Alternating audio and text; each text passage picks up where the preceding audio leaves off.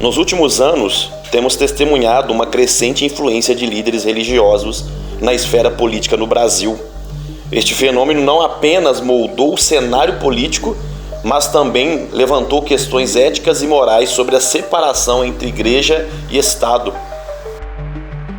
A ascensão da bancada evangélica no Congresso Nacional, que conta com mais de 200 deputados, o apoio significativo de pastores influentes como Silas Malafaia e figuras políticas conservadoras, o impacto das alianças entre líderes religiosos e políticos nas decisões governamentais e na sociedade brasileira. E hoje, nesse vídeo, nós vamos ver que o deputado Ottoni de Paula fez grandes revelações sobre a esquerda e a direita, inclusive falando que o anticristo vai vir da direita. O anticristo é tão conservador que ele vai enganar os judeus, ele vai enganar cristãos. Fala, meu povo, como que vocês estão? Espero que todos estejam bem. Sejam bem-vindos aqui ao nosso humilde canal. Para você que não me conhece, o meu nome é Bruno Silva e nós estamos sempre deixando aqui uma visão bíblica a respeito dos fatos, dos assuntos do meio cristão. E olha, hoje eu quero acompanhar com você esse vídeo aqui, gente. Olha, pastor e deputado Ottoni de Paula fazendo grandes revelações e falando a respeito do cristão e a política.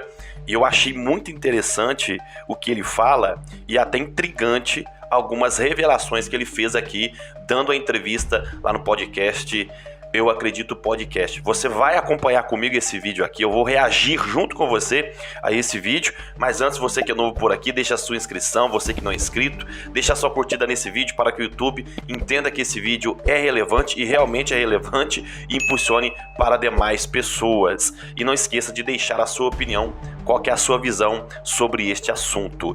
Dito isto, vamos acompanhar juntos aí o vídeo. É importante que a gente saiba de uma coisa.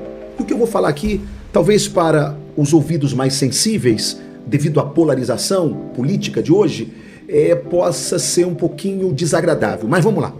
O bolsonarismo, você tem o bolsonarismo. E hoje, as pessoas acham que ser de direita é ser bolsonarista e que não há a menor possibilidade em ser uma pessoa conservadora de direita sem ser bolsonarista. Lê do engano.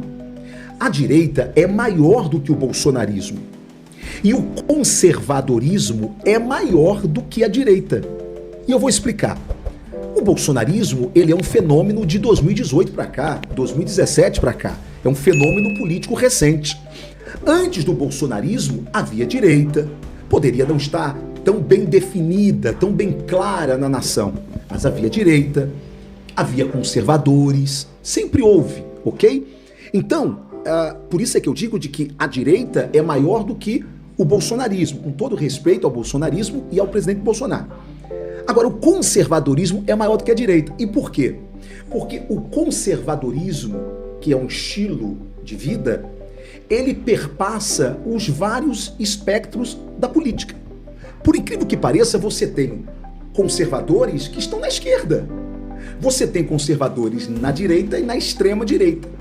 Você só não tem o conservadorismo na extrema esquerda. Lá você não tem nenhum traço do conservadorismo. Aí você diz, mas é verdade, existem conservadores na esquerda? Sim, existem conservadores na esquerda. Eu conheço vários deputados federais, por exemplo, com quem eu dialogo, que é da esquerda e que são conservadores, que vêm de famílias conservadoras, famílias cristãs, sejam católicas, sejam evangélicas, tá certo? Que não comungam deste identitarismo da esquerda, não é? Desta política woke da esquerda. Então, você tem também conservadores lá.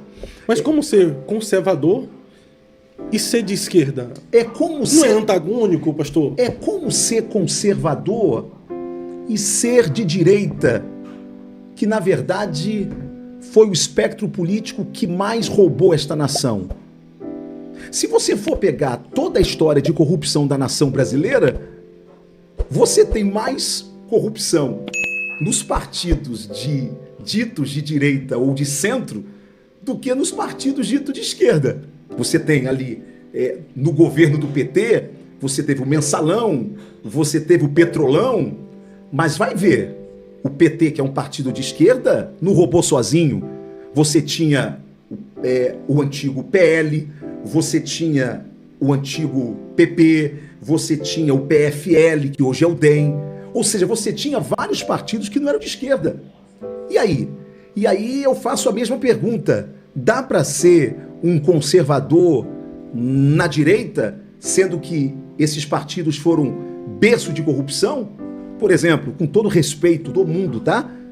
Um dos maiores corruptos dessa nação foi Valdemar Costa Neto. Até pouco tempo atrás ele estava preso, corrupto, ok? Hoje o Valdemar Costa Neto, eu creio que se redimiu, não é? É hoje o dono hoje do partido dito conservador do Brasil, não é? Mas até pouco tempo atrás ele era o cara que comandava a corrupção em Brasília. E eu estou relembrando isso, não é para defamar a figura de Valdemar Costa Neto, que eu tenho o meu respeito, mas é só para lembrar que a direita não santifica ninguém e que a esquerda não demoniza ninguém também. Repito, nunca votei em partido de esquerda. Tenho diferenças colossais com a esquerda, principalmente nas áreas morais, nas pautas morais, certo? Eles são dados a coisas na política que eu não sou, e eles não têm compromisso com a família, eles não têm compromisso com valores, eles não têm compromisso com a instabilidade fiscal, eles não têm compromisso com aquilo que eu entendo que é necessário se ter como compromisso para uma nação forte, robusta, pujante. Por isso que eu não sou de esquerda, ok? Mas daí dizer que é impossível ter pessoas sérias na esquerda, eu não sou radical em afirmar isto. Não estaria lá, mas reconheço que os canalhas habitam na esquerda e na direita, que os bandidos habitam na direita e na esquerda. E acredito mais ainda, acredito que o anticristo, quando surgir, não surgirá da esquerda, ele surgirá da direita. Aí o senhor quebra a nação brasileira. Quando eu digo que o anticristo virá como uma figura conservadora, é porque Jesus disse em Mateus 24, que, se possível, ele enganaria até os escolhidos. Ora, como que alguém da esquerda, com uma política esquerdista, progressista, vai me enganar? Não me engana. Mas quem chega falando Deus, pátria e família, pode me enganar.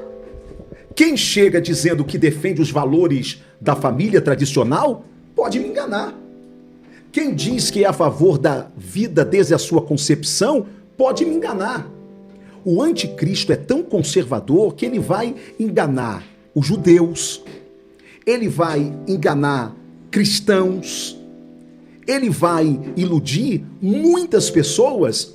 Por quê? Porque ele terá um estereótipo admissível pela sociedade. E a sociedade, na sua grande maioria, a sociedade mundial, ela é uma sociedade conservadora.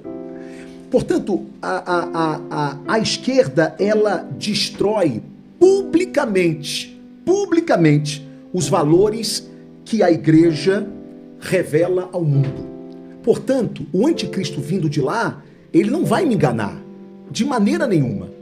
Agora, quando o anticristo surge dentro de um cenário de moralidade, é fácil de enganar, inclusive, os escolhidos e os eleitos, conforme a Bíblia diz. Nós tivemos irmãos se dividindo, famílias se dividindo, pastores usando o altar, o microfone da igreja para mandar irmãos saírem da igreja, ovelhas saírem do rebanho, se votasse no Lula, se não votasse em Bolsonaro.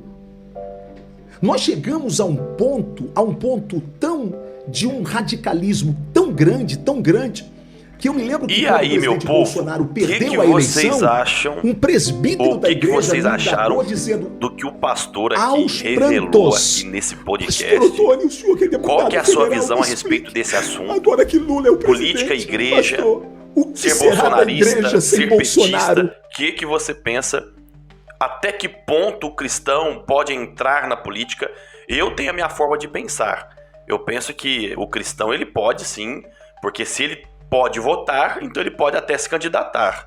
Agora, você fazer do púlpito da igreja palanque para político, isso aí a igreja errou e muito. E principalmente ficar gritando na igreja mito, mito, aí eu já não acho benéfico para o cristianismo até esse ponto. Agora, que a igreja deve sim se unir e ter ali o seu candidato que vai representar melhor as nossas pautas, principalmente nós cristãos, as nossas pautas, elas devem ser sim, a nossa pauta política, elas devem ser balizadas segundo a Bíblia. E nós sabemos que às vezes uma política de esquerda ela não é tão assim voltada para a Bíblia. Pelo contrário, né? Muito posicionamento político ele vai muito contrário ao que a Bíblia nos ensina. E nós devemos, como diz o apóstolo Paulo, orar por todas as autoridades políticas governamentais e devemos sim fazermos ali a nossa escolha, mas também, como ele falou aqui, nós como igreja devemos receber a qualquer pessoa, receber e pregar o evangelho, orar para qualquer pessoa, não importa se é de esquerda, de direita, centro, não importa se a pessoa é aquela pessoa mais boazinha, mais difícil que a gente possa encontrar, devemos receber a todas as pessoas. Isso é o que eu penso, essa é a minha visão. E você, qual que é a sua visão? Deixa aqui nos comentários. Esse foi o vídeo, obrigado a você que ficou até aqui, até a próxima, gente!